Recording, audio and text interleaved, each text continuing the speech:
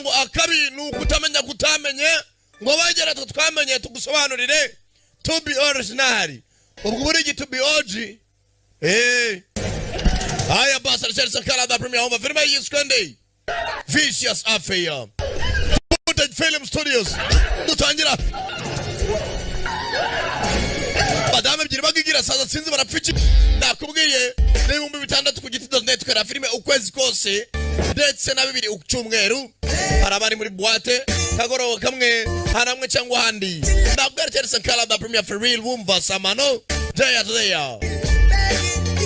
ugeze no munsi umwe harabari basoze zaje muri boîte yare masaka goroba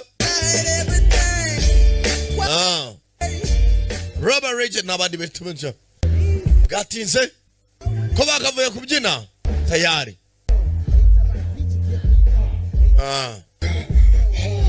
ara nyagasani biratangaje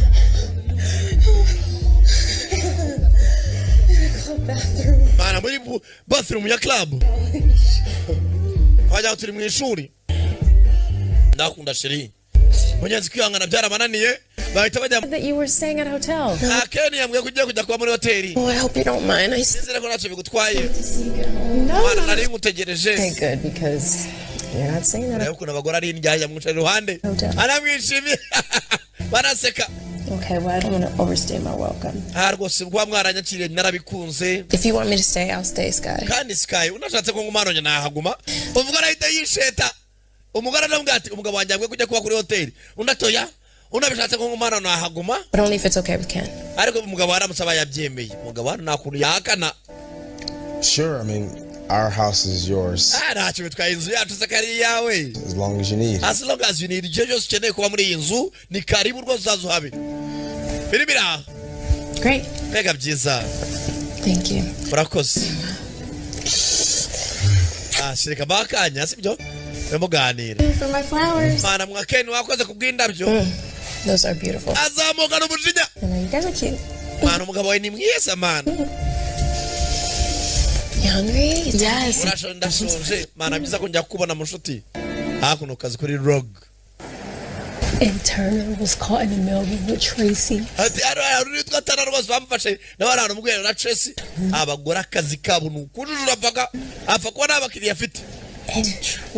Tracy they be walking around here acting like that's what we mean. You tell no they don't. No, I'm so sorry. No, I did not mean it like that. I know. Oh yeah, ndabizi. It's just yes. Naye nakabyifuza ni umugore yarabuze urubyaro bazare mpamvu bavugaga ngo bakora iki bajye kwa doctor Every day. Buri munsi babitekereza. Does it bother Ken? None se umugabo we nagwe mbangamiye. I know how much you wanted a son. Erega ndabizi ko umugabo wakeneye ko yabyara umwana w'umuhungu. Udamu yikangamo. What? Ngo? How do you know he wanted a son? Wamenye gute se kumwa umugabo wanya akeneye ko yabyara umwana w'umuhungu? Oh, the other day when you were in the hospital. Wa munsi ko turi kwa muganga uri bakubaze. We were just talking about it. Twatino turabiganiraho. It wasn't like a specific conversation. Ago cyari kiganiro kiraho kigaragara gusa. And he just mentioned how much you would love a little one. Ariko umugabo yambwiye ko uramutse nabyaye ikintu yakwishimira cyangwa cyamunezeza umwana yakunda kurushundi ariko wabyara umuhungu. Running around. Bakajya bahora bakina mu kibuga. Hanyuma kwambwe gushaka umwana w'umuhungu ashaka mukubyarire. Talk to me. Kuchira uzane ngubimbwire. Kwari umukene wo mwana. You talk to me about anything. Chari na kintu ujye mice ikintu cyose cyose tugize. Uraza ngakiganira nje nawe. Everything. Buri kimwe everything. But at the end of the day ugacinyuma kajyangana n'uriya mugore pourquoi? Oh. Sawa shenza ajya nkubwira buri kimwe. Kandi mbabarire. Gwera uyu munsi nahazaza. Gwera nona. Je te promets ndagusezeranya. Abo igifaransa ngo rusigaye. Anything. Chari na kintu ujye mice ikintu cyose tugize. Uraza ngakiganira nje nawe. I don't think anybody likes Lance. Najya ngana n'umuntu muri sikunda Lance. But what's wrong with you, man? Asi mwana wowe kuri umunini gakibazo ki? I was drunk, man. I don't even remember. I don't even remember anything najya nimwe nibuka. The first time anyway. Ubwa mbere binaba. Ubwa mbere bibaye. Did she drug you? Yes, yarakuroze yagwaye ibimogi yagwaye iki? Who forgets a night? Nikutema amara cyuko ryano sasa. She drug you? Yagwaye ibiyobyabwenge. Who forgets a night? Who forgets a night? Ati nuwe mugabo yibagirwa akantu kakubiswe ijoro. Atabagabo bakwibagirwa ikintu cyaryo cyose. Ari wari akantu mugabo ugakora ngo yibagirwe. Come on, man. Man, it was a bro. What do you mean the first time? It was the second time? Dude, she forced me.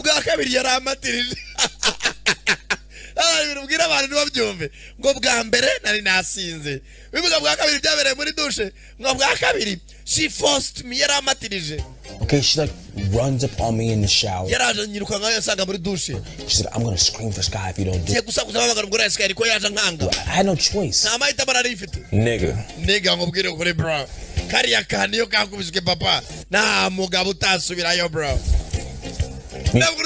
No, you wanted to hit that.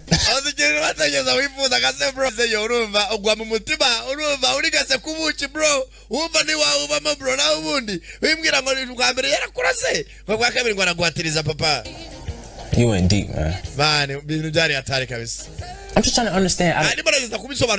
All the women in the world. Why can't? I don't know. It's like when she moved in, she was like coming from me. Like I saw all the signs, but maybe I wasn't strong enough. Maybe deep down inside I wanted to do it. Umugore se yataga imbere utumini utwenda tumufashe umubiri wose twenda tubonerana urumva umugabo nawe urabizi. You know, it's like ever since I met her, it's always been all these signs that's been trying to ignore. It's like, I love my wife, man. You know what I'm saying?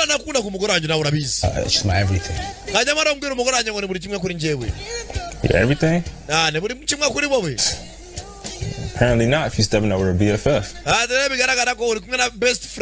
Best friend we went on operation. Come on, it's not funny, Jay. Man, nago msicheze man. Umugore yanchaga imbere urumva. Yamba twona tubarana kuburyo nawe waramureba urumva. Wareba nuza ikinyabiziga yikoreye inyuma. Ikinyamitende. Kavuga ati wow. Yeah, it's not funny. Nago msicheze mwana sawa. Okay. It's true, but it's not funny. Nah, niko kure usijyo ko bidasicheze da. It's true but not funny. So what you saying? You and Cam got some unfinished business? None sawa wewe na murugora mufanye business staranges. No, dude. I'm a man. I made a mistake. Man, it's like Sky won't even talk to me right now. Yeah. Saying she's not gonna hear anything that I have to say right now. So what you gonna do? Cause you're not getting out of this one easy. I'm gonna suffer here with you. My home office is small, but I'll give you the couch, man. Anything for you. Alright? But you'll be fine, man.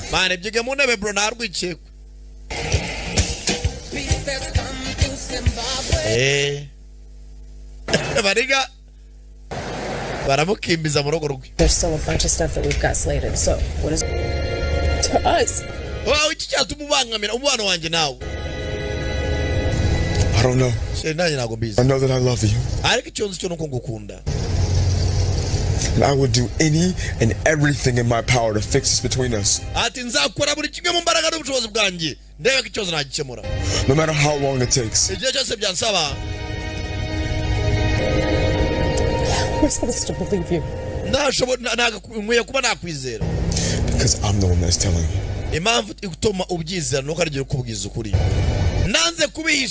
byari bindemerere kubera ko nagukundaga ndaza nabikubwira ntabwo byari binaniye kubisha pe ariko kubera ko ngukunda naravuze nikajya nerure umugore wanje ikiba kiwe nzanga umuti just like I'm the one that told you what happened kuko ni nanjye wateye intambwe sheri ndaza nkubwira ibyabaye nta nibyo waruzi I might have made the biggest mistake of my life Nijya muntu wakoze ikosa rikomeye muri iyi si. But I was honest with you. Ariko iteka nawe uzi n'umunyamakuru imbere yawe. As hard as it was to me knowing that I could lose you. Ariko icyari kindemerereye nuko numvaga ngo ushaka kuba nakubura. Kandi cyagukeneye. Kenza cesha make asaba imbabazi. Ariko abantu benshi bibananiye muri iyi si. Kahimutse. Welcome home, baby. Akaza neze muhira sheri. Stop this right now. Kene ibintu kubihagarika. Stop what? Ndakera iki? Family playing games with my wife. Chakumira umuryango wanjye uva ku mugore wanjye. This is over, Kenneth. It is now. Reka ibintu birangira runaka. Kenneth? Oya Kenneth ntabwo byarangira. You need to stop pretending like you don't want me. Wikigira nkaho mu buriri nabi ukoreye neza wikigira nkaho utanyeneye. You know I can give you a real family. Urabizi naguha umuryango wuzuye. I think Sky could never. Nakubyarira ari by'umugore wawe byamunaniye umugore ntago abyara. A baby boy. Umwana w'umuhungu. I don't want you. Ntabwo ngukeneye wa mugore we. I don't want a family with you. Ntabwo nshaka kuba nagira umuryango uri kumwe n'umuntu nkawe. I have a family already. Already umuryango nawe ufite. Only I will do anything to protect. Ahubwo nakora buri kimwe kugira ngo umuryango wanjye. Is that a threat? Ese uri muranira ubwoba cyangwa? It's a promise. Ahubwo ni isezerano ndimo ndaguha. It's your final warning. Kandi gasopo yanyu nguhaye. Kenneth. Kenneth wa msenzi we. Tayari. I swear to God. Ndakwica wa msenzi we. Patito si. Ndakaniga. I was in love with both of us. Wasanga n'umugabo wanjye nge nawe twembera dukundaga. Babeshya. You know what? Urazi. You're right. Tuvugana ukuri. And maybe I shouldn't hate you. Kwa kibyo vugana tano kunago nakabaye ndimo ndakwanga. Maybe I should hate him. Ahubwo reka uyu mugabo wawe ariyo twanga. And all men because they're all the same. Kuko abagabo bose ari kimwe. I mean, look at your perfect little Ken doll. Gabarabara Ken nawe yagufasha nk'igipupe. Kandi Ken yari inshuti y'umugabo wanjye anci inyuma. N'umugabo wa Ken nawe aguca inyuma aryamana nanjye bivuze ngo abagabo bose ni kimwe. Keep his dick in his pants. Reka ibintu tubikemura hagati yacu babiri. Ngerazwe kugumerana nk'inshuti. Maybe wenda I should kill him. Na akabaye rica umugabo wawe sinica wowe. Instead of you. Hakugira mitane we kanica umugabo wawe. Umugabo nawe araha. Yewe. Taye Juma. Nawe nuruje ya. Ari maracana tubuje madama ari hakurya.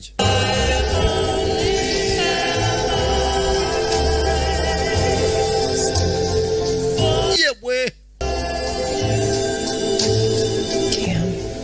Kamira. Think about what you're doing. Banstekeze ku bintu ugiye gukora. I did, Sky. Because Sky. And I just want to be happy. Ijene muri isi no kwishima. I was really happy before Lance broke me. Nari mfite byishimo mbere yuko umugabo wanjye Lance ancinyuma. Mbere yuko ibintu byose bizamba. And then Ken. Hanyuma umugabo wawe Ken. Once he made me feel alive again, I just... Umugabo yarabinkorera iriya numva nongeye ngira ubuzima mba muzima. I knew right then what I needed. Rero ubwo nari kumwe n'umugabo wawe mu cyumba rirya jo nibwo namenye cyo nari nkeneye muri yisi.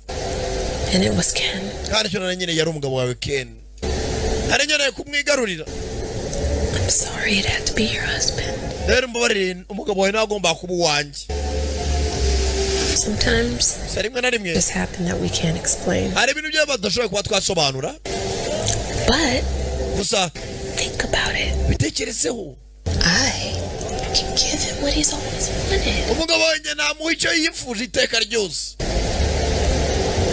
child.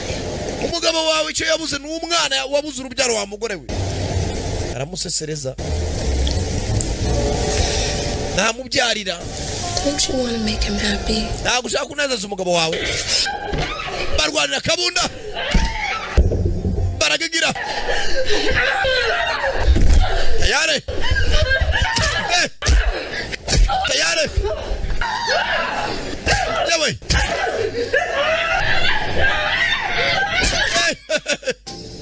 Manigara nawe yacuranze. Turamwa kato. Abana bagigira mu cyumba.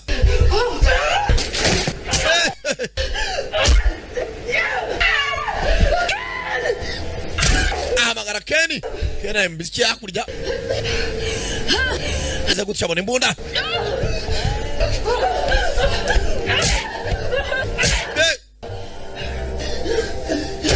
ayari akanitegurira madamu hano haruhari nawe niba akiri muzima bari barabumba yabateze udukurura amajwi ariko ndakeka n'agafilime kagenzi bahitaga rya zina ryayo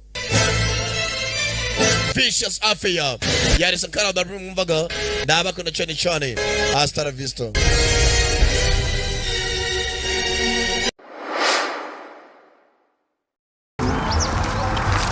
Masa munokaini bobo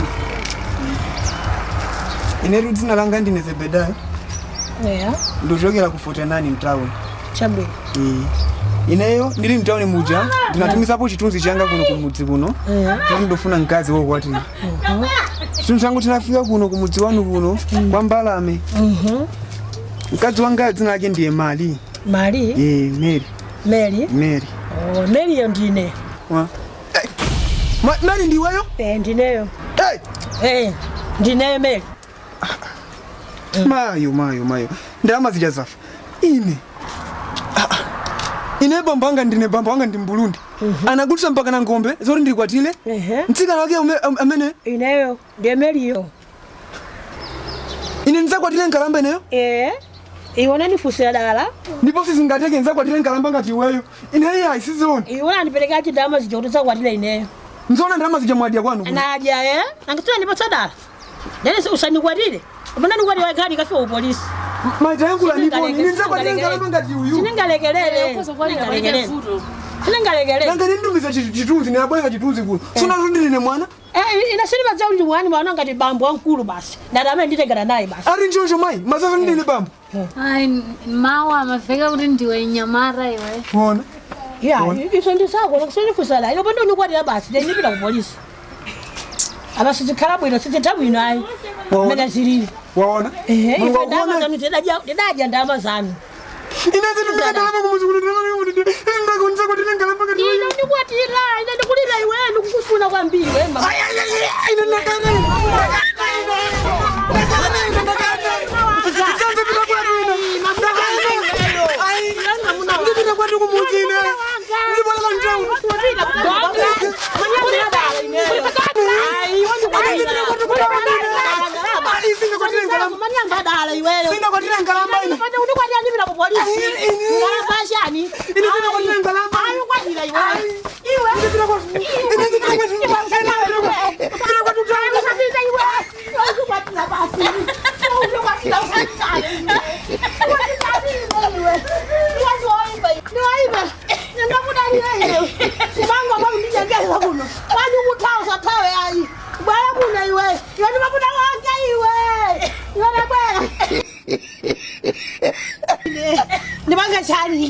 Nibanga chani na muno ndithawa ine.